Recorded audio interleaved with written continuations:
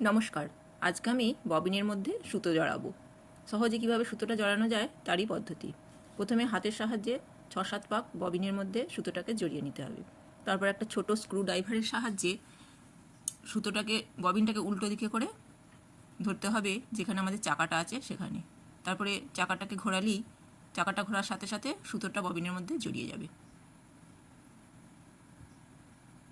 যতক্ষণ পর্যন্ত সুতোটা ভর্তি হয়ে যাবে ততক্ষণে থামিয়ে দিয়ে চাকা থামিয়ে দিয়ে আমাদের প্রয়োজন মতন দূরত্বে সুতোটা কেটে নিতে হবে।